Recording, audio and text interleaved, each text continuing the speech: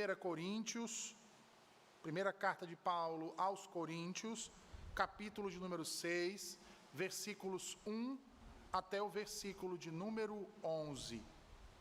Assim diz o Senhor. Aventura-se algum de vós, tendo questão contra outro, a submetê-lo a juízo perante os injustos e não perante os santos? Ou não sabeis que os santos hão de julgar o mundo? Ora, se o mundo deverá ser julgado por vós, sois acaso indignos de julgar as coisas mínimas? Não sabeis que havemos de julgar os próprios anjos? Quanto mais as coisas desta vida. Entretanto, vós, quando tendes a julgar negócios terrenos, constituís um tribunal daqueles que não têm nenhuma aceitação na igreja. Para vergonha, vô-lo digo, não há porventura nem ao menos um sábio entre vós que possa julgar no meio da irmandade? Mas irá um irmão a juízo contra outro irmão, e isto perante incrédulos. O só existir entre vós demandas já é completa derrota para vós outros, porque não sofreis antes a injustiça. Por que não sofreis antes o dano? Mas vós mesmos fazeis a injustiça e fazeis o dano, e isto aos próprios irmãos. Ou não sabeis que os injustos não herdarão o reino de Deus? Não vos enganeis, nem impuros, nem idólatras, nem adúlteros, nem efeminados, nem sodomitas, nem ladrões, nem avarentos, nem bêbados, nem maldizentes, nem roubadores herdarão o reino de Deus.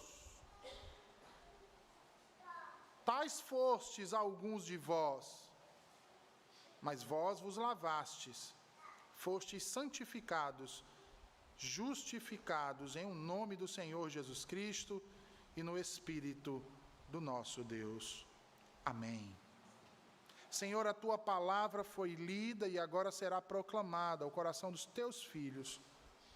Fala conosco, Senhor, e nos transforma por tua verdade, nos santifica para o louvor e a glória do teu santo nome. Em Cristo te oramos. Amém. Meus irmãos, ao final da década de 90, programas como o de Márcia Goldsmith, Cristina Rocha, fizeram muito sucesso com os chamados casos de família. Se alguns aqui não lembram, esses programas traziam algumas famílias diante das câmeras, e ali então eles as dividiam em duas partes, e as partes passavam então a apresentar suas petições para um juízo público dos participantes que ali estavam e de todos aqueles que assistiam em rede nacional. Quase sempre o resultado era uma grande baixaria, regada a manifestação de ódio, de rancor e de violência. Tal exposição bestial rendia à mídia cifras exorbitantes. No entanto, às famílias, prejuízo incalculável. Sabe por quê?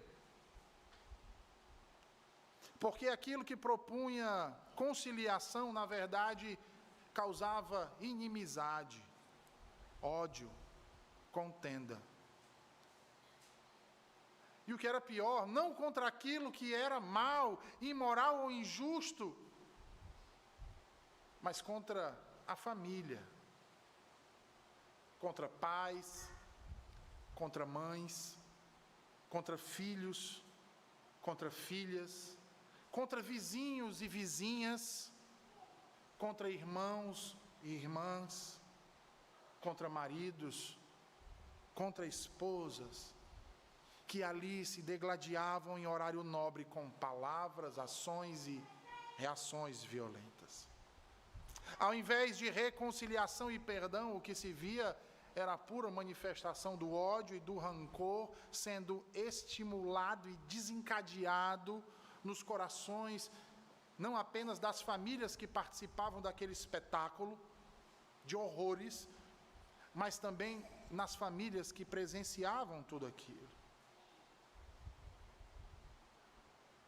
Notem que algo muito semelhante a isso, irmãos, era o que vinha acontecendo em Corinto.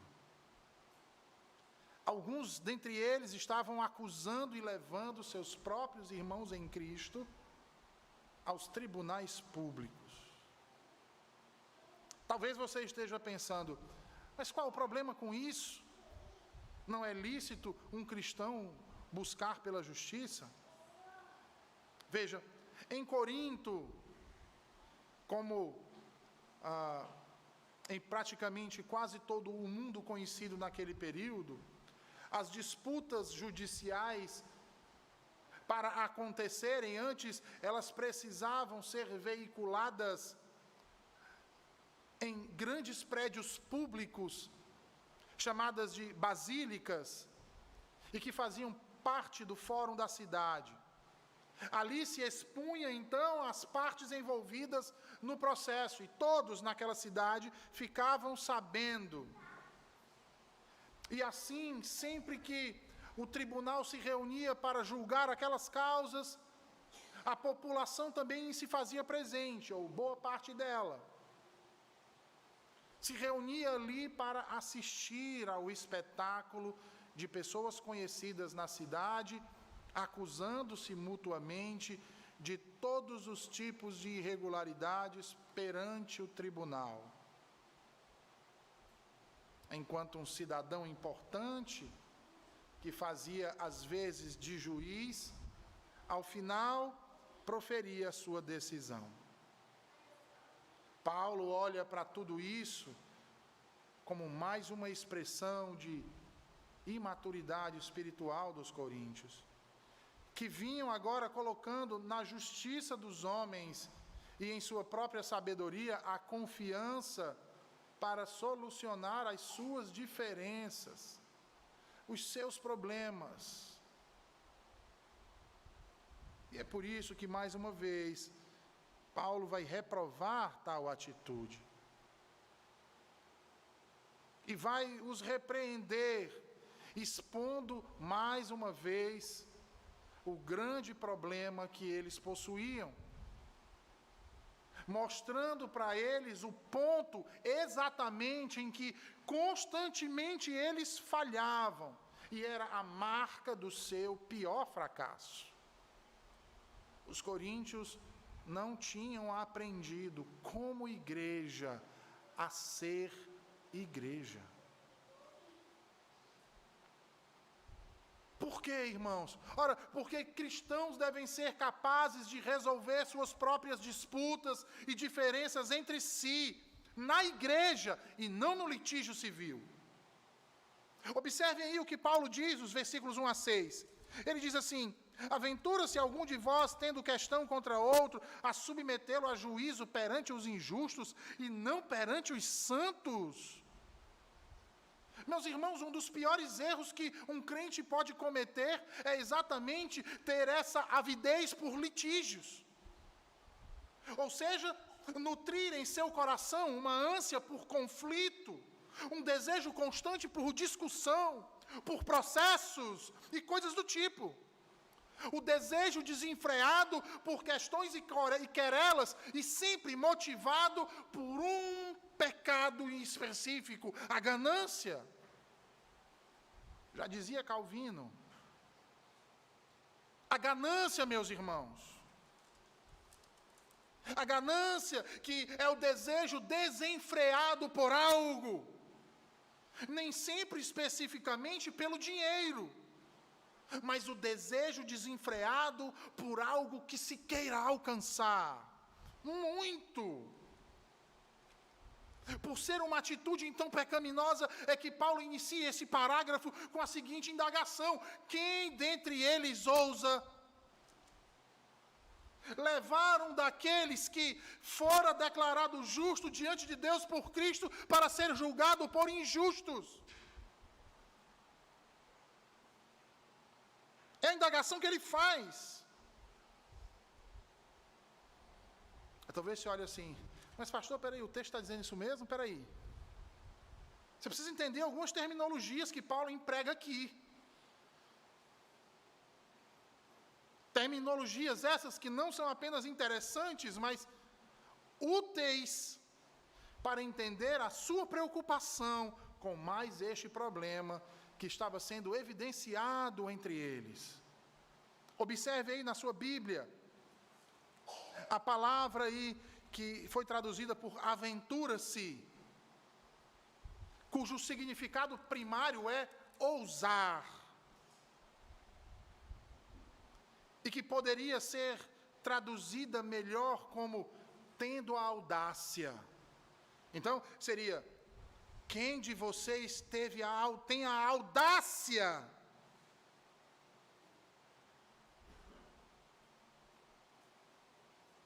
Por quê? A resposta é bastante simples. Paulo está se referindo aqui a um tipo de conduta que é completamente inaceitável para um cristão.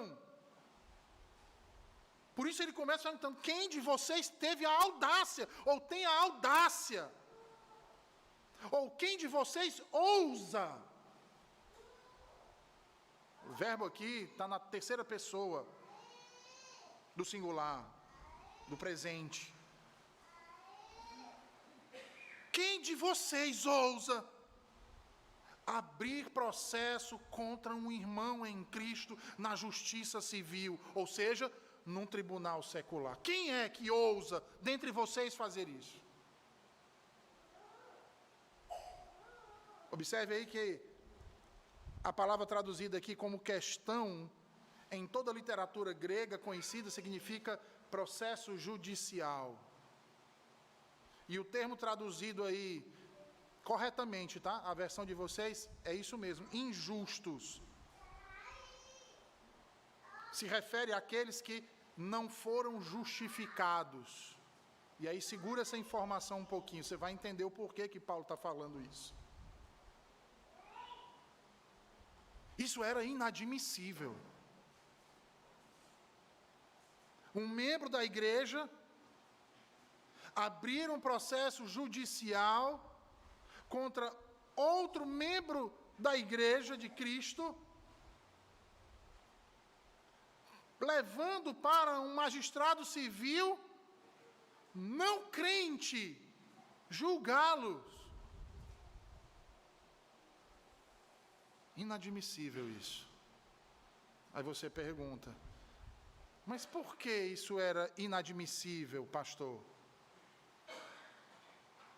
Ora, o próprio Paulo diz: era inadmissível pelo fato dos tribunais seculares serem compostos por pessoas injustas, ou seja, por pessoas não justificadas, por não crentes.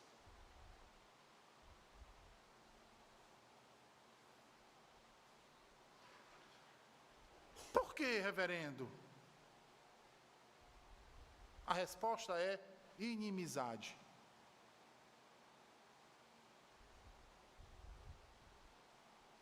Parafraseando um antigo locutor esportivo: interrogação.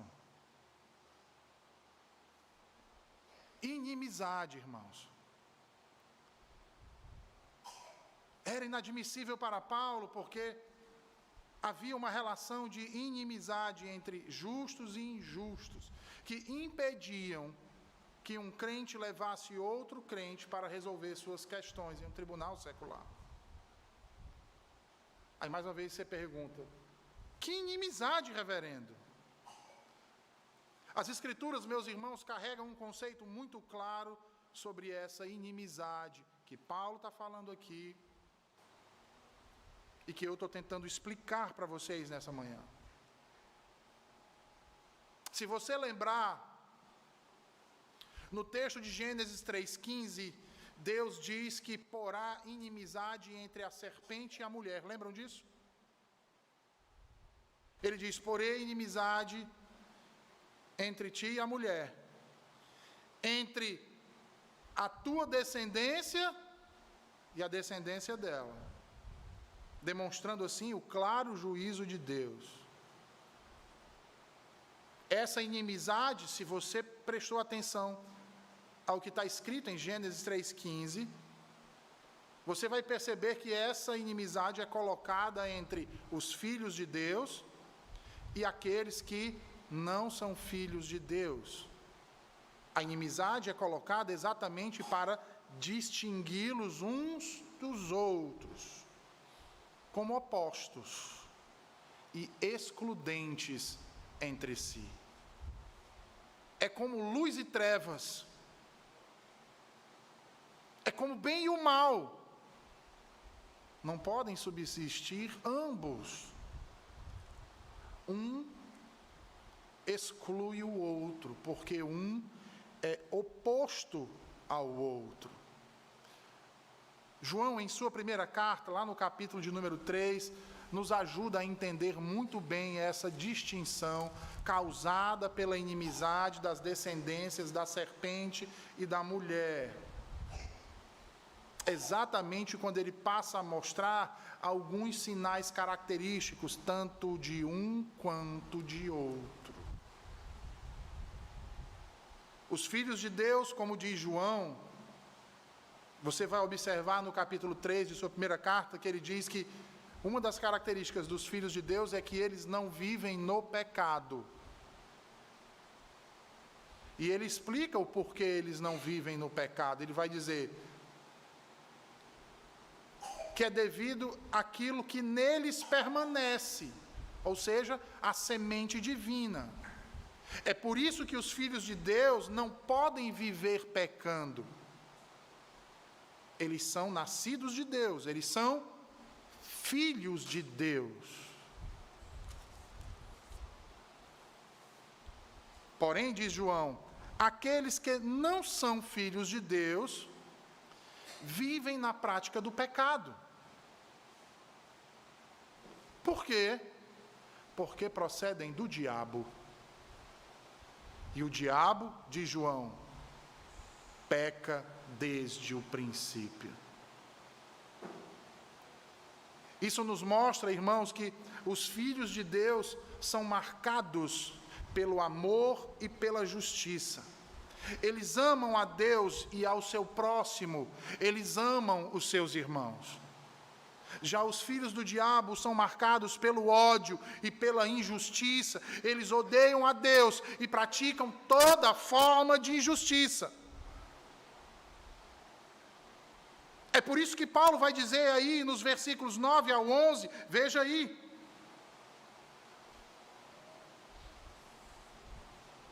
Capítulo de número 5, volte aí, ele diz assim, já em carta vos escrevi que não vos associassem com os impuros. Aí no capítulo 6, observe aí, mais uma vez ele falando disso. Olha o versículo 9, ele diz, não sabeis que os injustos não herdarão o reino de Deus? Lembra do que eu disse aqui, injustos aqui, a palavra que é utilizada, significa eu dizer o quê? Não justificados. Ora, quem são os filhos de Deus? Aqueles que foram justificados por Cristo. Quem não é filho de Deus? Aqueles que não foram justificados. As duas descendências. E a inimizade posta entre um e o outro, que se excluem, que são opostas entre si. Assim como o amor e a justiça são marcas daqueles que foram justificados em Cristo e feitos filhos de Deus, o ódio e o desejo de matança é marca registrada dos filhos do diabo, dos não justificados, dos injustos. É por isso que eles odeiam os filhos de Deus. É por isso que eles os perseguem. Olha o exemplo de Caim, irmãos. Assassinou o próprio irmão, e por quê? Porque as suas obras eram más e as de seu irmão eram justas. Porque um era filho do diabo e o outro era filho de Deus. E meus irmãos, não há como não distinguir uma coisa da outra. Porque os filhos de Deus amam o que Deus ama e odeiam o que Deus odeia. Os filhos do diabo é o inverso, é o oposto. Eles amam o que Deus odeia e odeia o que Deus ama. E esse é o efeito da inimizade que foi colocada por Deus e que permeia toda a Escritura, mostrando quem é quem na história. E é por isso que é inadmissível para Paulo que um crente leve outro crente para um impuro, um injusto, julgá-lo. Como um filho de Deus pode julgar retamente? Ou melhor, ser julgado retamente por um filho do diabo? Que assim como seu pai busca uma ocasião constantemente para escarnecer de Deus, distorcer a sua verdade, escarnecer dos seus filhos. Como um crente pode expor outro à difamação? Como pode um crente levar a noiva de Cristo à calúnia?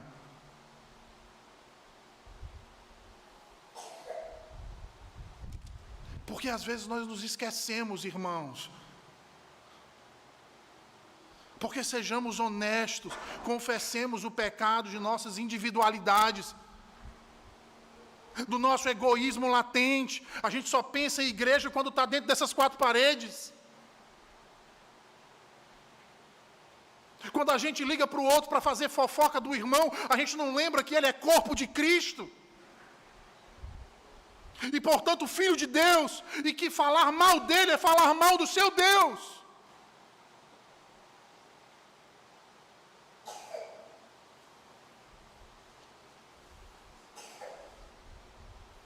Se você tem algo contra o irmão, procure o seu irmão.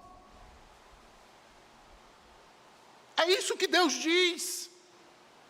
É isso que Ele ordena. Não saia falando mal, destilando ódio. Ódio é marca de quem não procede de Deus. Coloque isso na sua cabeça. Os filhos de Deus, eles amam, eles perdoam, como diz o apóstolo Paulo, se preciso for, eles sofrem a injustiça por amor do outro.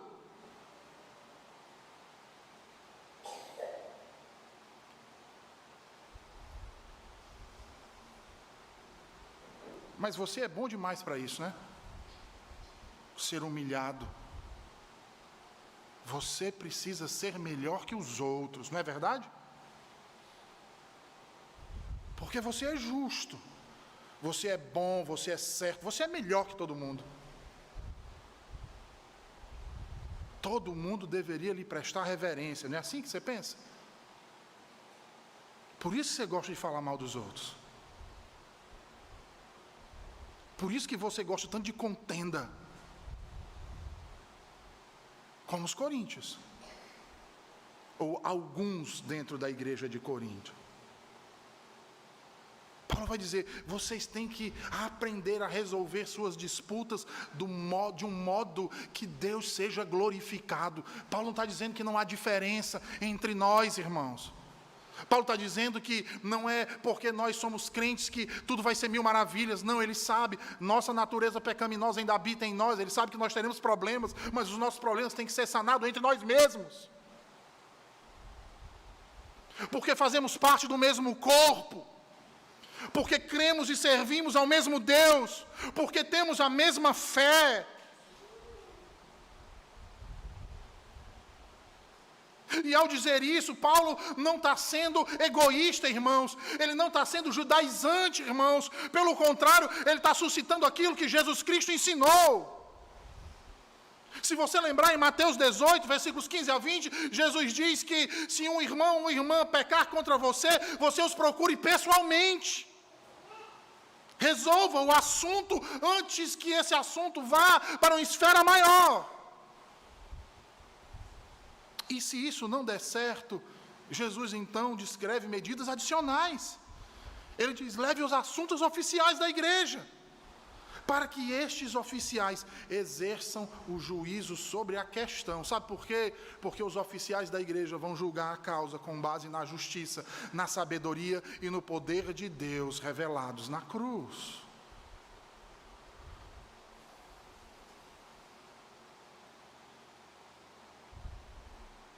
Na cruz. E é interessante isso, né? Porque os judeus, veja, o Talmud proibia que um judeu levasse outro judeu para ser julgado por um gentio. Porque o judeu tinha um entendimento que os filhos da aliança tinham que ser julgados pelos filhos da aliança. Tinham que ser julgados pelo seu próprio povo. Pelo povo de Yahvé e não pelos gentios. Sabe o que isso quer dizer? Que mais uma vez comprova que para Paulo o verdadeiro Israel e o verdadeiro israelita era todo aquele que havia sido justificado para Cristo. Sabe por quê? Ora, no livro de Atos nós encontramos repetidamente Paulo apelando a César ou à corte de César para que o proteja contra a perseguição ou os danos físicos causados por quem? Pelos judeus. Nós temos um judeu levando judeus a uma corte não judaica. Por quê? Porque Paulo não os tem como povo da aliança. Por que Paulo não os tem como povo da aliança? Porque não os tem como justificados por Cristo.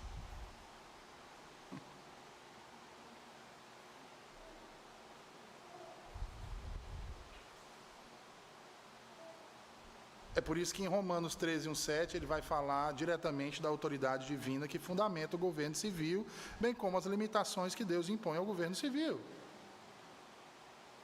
Uma coisa é o seu trato com o seu irmão em Cristo, outra coisa é o seu trato com um ímpio, com um injusto.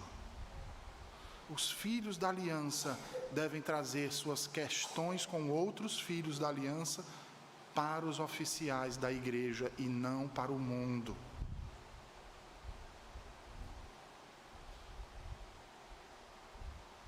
É por isso que, então, que Paulo prossegue. Veja aí o versículo 2, ele diz: ou não sabeis que os santos hão de julgar o mundo? Ora, se o mundo deverá ser julgado por vós, sois acaso indignos de julgar as coisas mínimas?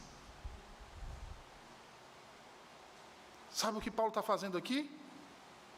Ecoando as palavras de Jesus.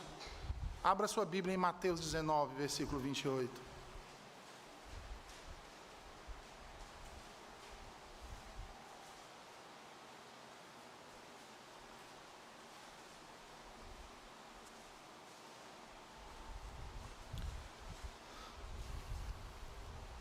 Jesus diz assim: em verdade vos digo que vós, os que me seguistes, quando na regeneração o Filho do Homem se assentar no trono da sua glória, também vos assentareis em 12 tronos para julgar as 12 tribos de Israel. Qual é o ponto que Paulo quer chegar aqui?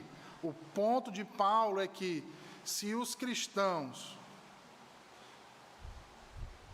são julgados por Deus, competentes o suficiente para julgar o mundo no dia do juízo final, como eles não seriam suficientemente capazes de julgar assuntos de menor importância?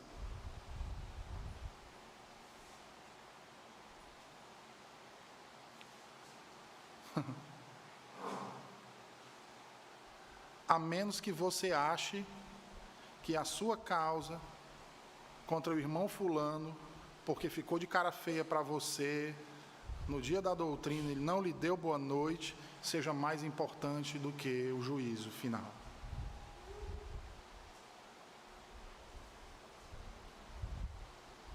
Pare para pensar um pouco nisso e veja como você é orgulhoso e soberbo. E egoísta.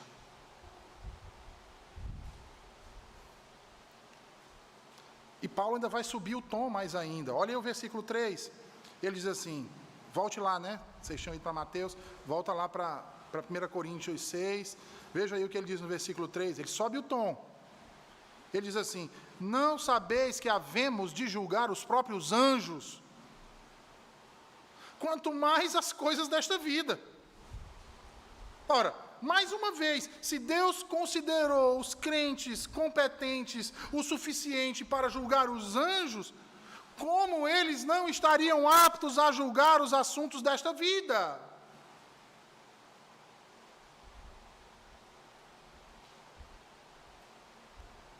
Aí talvez você tenha se perdido um pouco, diga assim, mas o que isso tem a ver com o texto? Tudo.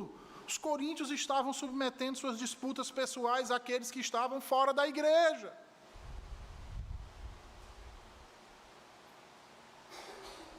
Aqueles que não tinham a mente de Cristo. E a questão aqui, meus irmãos,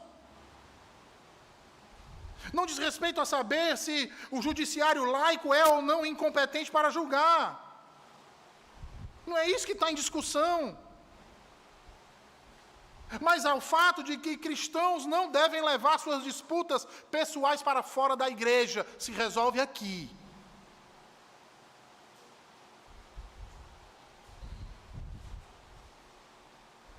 Ora, se somos adequados para julgar o mundo com Cristo, os anjos, como não deveríamos ser capazes de resolver nossas disputas pessoais à parte de um tribunal secular?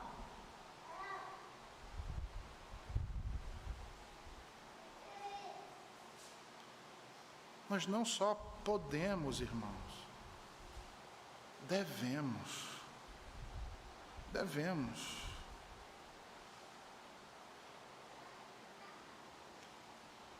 Sabe por quê? Porque procurar outros, veja aí o que ele diz. Ele diz, serve tão somente para envergonhá-los.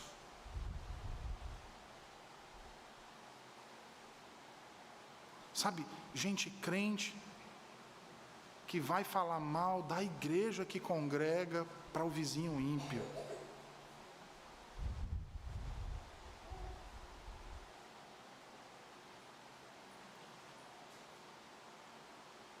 Que chega no trabalho e vai meter a língua nos irmãos. Que vai para a oficina consertar o carro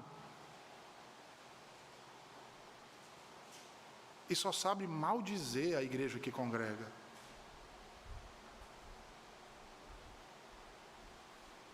Que vai para um cabeleireiro e ninguém presta, a não ser ela.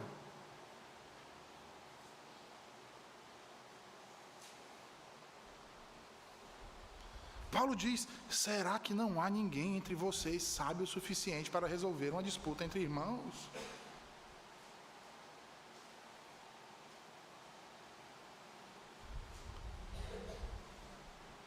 Será possível?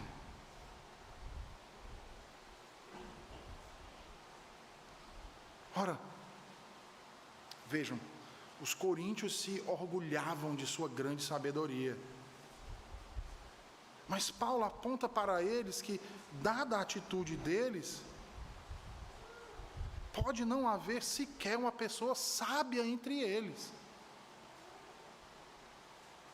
Ao ir aos tribunais seculares, os coríntios estavam se submetendo a juízes que absorviam profundamente do mesmo poço da sabedoria dessa época,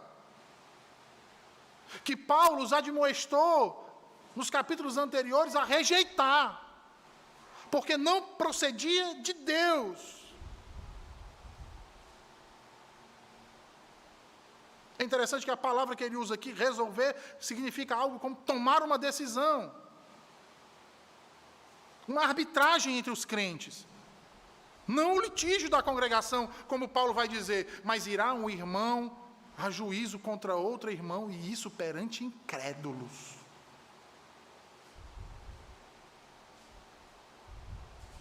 E vejam, Paulo não está dizendo isso aqui para que vocês escondam os pecados uns dos outros. Nem que escondam os seus pecados na frente dos incrédulos. Paulo está dizendo isso aqui para demonstrar que Jesus Cristo é a solução de Deus para todos os problemas associados à pecaminosidade humana, incluindo as nossas disputas uns com os outros. E é interessante porque em Mateus 5, Jesus vai dizer que nós devemos fazer isso sem demora. Se eu tenho algo contra o irmão, eu devo resolver isso sem demora. E tem gente que fica com o ódio por dias, meses, anos. O ódio vira rancor. E daí uma raiz de amargura. Coração vira uma pedra.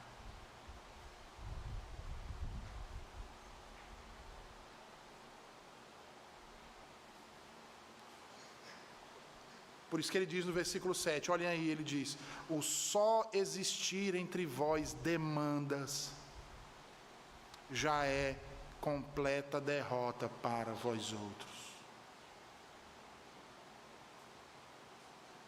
O só ter o fato de você estar disputando um com o outro, para ver quem vence, para ver quem é melhor, para ver quem tem mais direito, isso já é uma derrota. Não tem vitorioso. Porque antes o crente evita contenda do que provoca.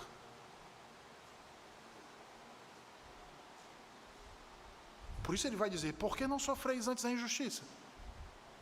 Para evitar a contenda, para evitar a disputa. Por que não sofreis antes o dano?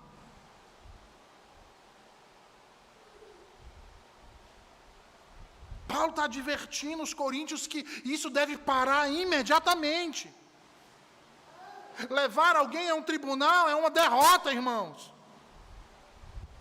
Qualquer que seja o resultado do processo legal. O resultado do tribunal civil não deveria importar, porque não há vencedor nesse caso. O nome de Deus e a igreja de Cristo foi exposta à ignomínia.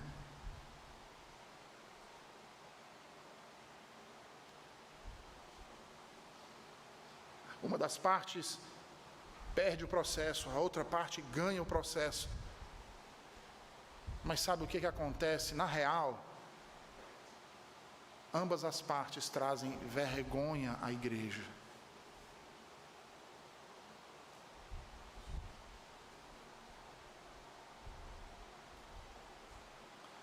Por isso eu lhes digo, meus irmãos, e parafraseando Paulo, seria melhor para um indivíduo ser injustiçado ou enganado do que arriscar dividir o corpo de Cristo, levando disputas pessoais perante o mundo incrédulo.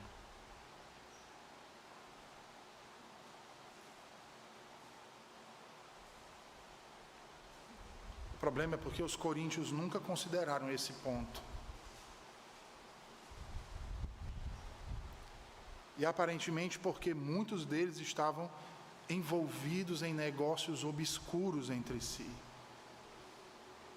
Olha o versículo 8, o que é que Paulo diz? Veja aí, ele diz assim: mas vós mesmos fazeis a injustiça e fazeis o dano, e isto aos próprios irmãos. Os crentes trapaceando os outros crentes, fraudando, enganando, mentindo e ainda falando mal. Às vezes a gente olha para isso acontecendo no primeiro século, né? Para quem tem aquele romantismo de igreja perfeita. E a gente olha para isso aqui que acontecia no primeiro século e olha para o que acontece dentro das igrejas hoje e a gente diz: Senhor,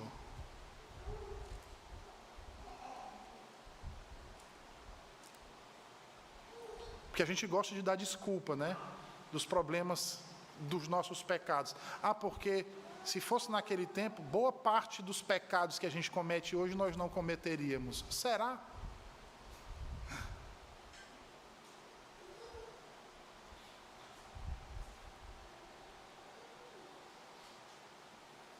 verdadeiro escândalo associado ao assunto é que outros membros da igreja foram que infligiram mal a seus companheiros cristãos. Os cristãos devem esperar isso daqueles que estão fora da igreja, irmãos.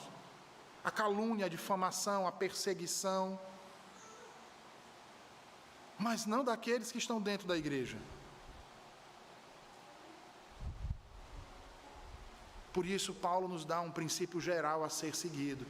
Os cristãos devem procurar resolver disputas pessoais com outros cristãos na igreja, sem ir a tribunais injustos. E a razão para isso, ele vai dizer nos versículos 9 a 11. Por causa da inimizade. Vocês estão vendo aí? Vejam aí os versículos 9 a 11. Ou não sabeis que os injustos não herdarão o reino de Deus? Quem são os injustos? Aqueles que não foram justificados por Cristo. Pode alguém que não foi justificado herdar o reino de Deus? Não. Quem são esses? Ele vai dizer: os impuros, os idólatras, os adúlteros, os efeminados, os sodomitas, os ladrões, os avarentos, os bêbados, os maldizentes. Eu poderia acrescentar aqui os maledicentes entre os maldizentes, os fofoqueiros, roubadores. Esses não herdarão o reino de Deus. Eu não sei se você percebeu, mas esses pecados aqui todos estão apontando para o quê? Para os 10 mandamentos, a quebra da lei de Deus. Característica dos filhos de Deus ou dos filhos do diabo? Dos filhos do diabo.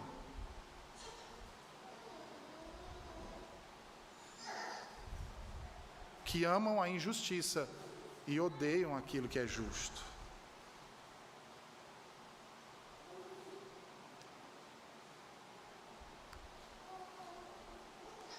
Observem aí o uso da palavra injusto. E é interessante, né? Como eu já mostrei, que estão ligados com o capítulo que precede esses 6 que nós estamos vendo aqui.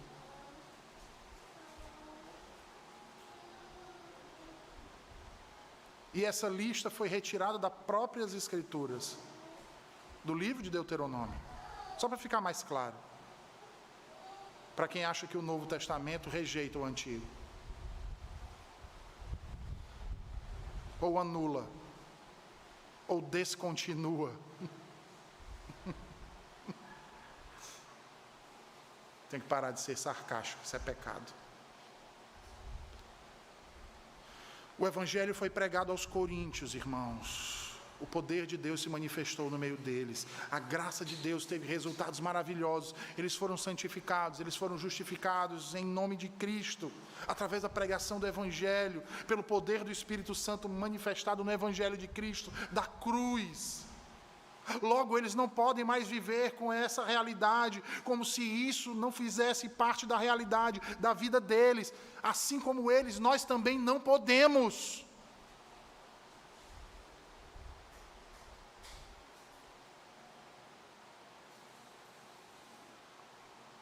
Nós temos que parecer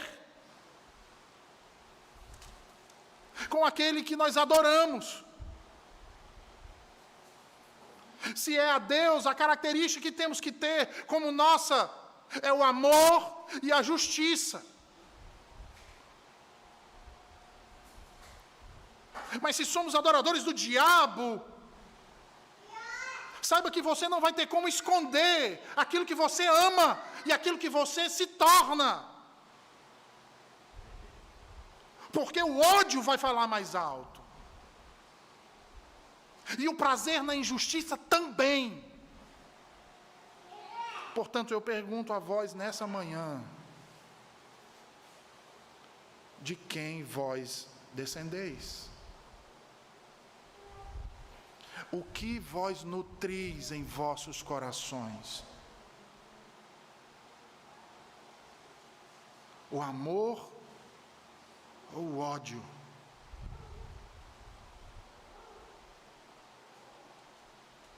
vingança ou o perdão? A amizade ou a inimizade?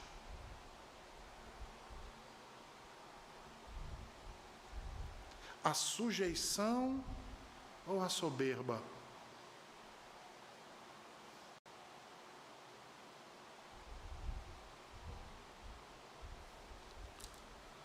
Você já parou para pensar como a Escritura, de modo proposital, coloca essas duas coisas diante de nós o tempo todo?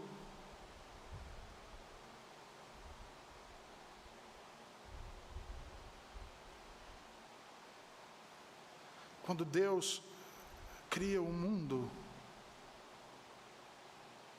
cria o Éden, e o jardim no Éden, no centro do jardim, ele planta duas árvores, diz o Senhor. A árvore da vida, cujo fruto daria ao homem o quê, irmãos? Vida eterna. E do lado dela, Deus planta outra árvore, cujo fruto, se comido, traria o quê? Morte. O que é que o homem escolheu? Morte. Você já prestou atenção que a cada renovação da aliança, Deus diz que diante deles está o quê? A vida e a morte. Se fizeres aquilo que é bom, se obedeceres a minha lei, vocês serão abençoados, porque Deus abençoa os seus filhos. Mas se vocês desobedecerem e fizerem aquilo que é mal, o que resta para os filhos da serpente? Maldição.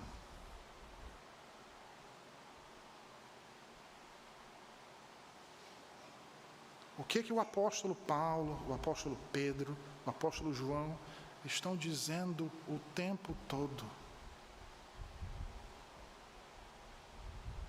Se vocês são filhos de Deus, qual fruto vocês se alimentam? De qual árvore?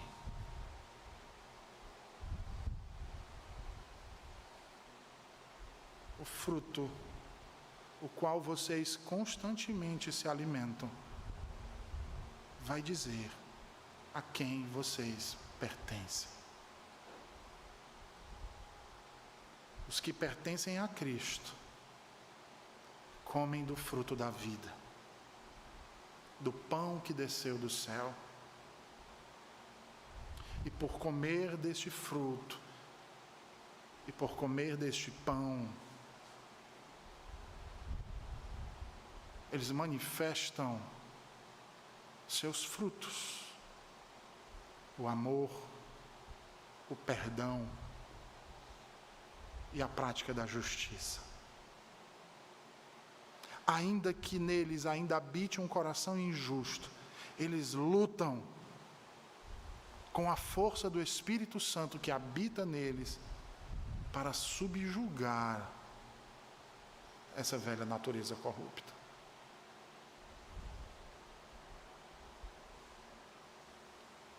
Porque o espírito dele foi tocado pela vida. E uma vez tocado pela vida, não pode produzir fruto diferente da raiz a qual ele está alicerçado. Que o Senhor aplique sua palavra aos nossos corações e nos abençoe. Vamos orar, meus irmãos.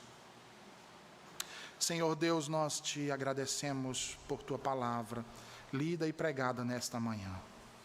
Te agradecemos por nos mostrar a realidade da inimizade que tu colocaste para revelar ao mundo quem são teus filhos, Senhor. Não somos juízes, senão por meio do teu Santo Espírito e da tua verdade, com a qual, antes de julgarmos o nosso próximo, julgamos a nós mesmos, Senhor. e ao julgarmos nós mesmos, percebemos quão vis e indignos somos para ter o nosso próximo em conta inferior a nós. Ao contrário, reconhecemos que somos os mais terríveis pecadores e por isso os temos em conta maior do que a nós mesmos, porque Tu nos fez enxergar essa realidade com Teu exemplo de humildade, Senhor, e amor. E como Teus filhos, é assim que queremos proceder. Ajuda-nos, porque somos fracos e falhos e só podemos realizar tais obras grandiosas se Tu, Senhor, for a nossa força, for o nosso refúgio e a nossa fortaleza. E cremos que Tu és, e nenhum outro mais. A Ti a honra, a glória e o louvor pelos séculos dos séculos. Amém. Amém.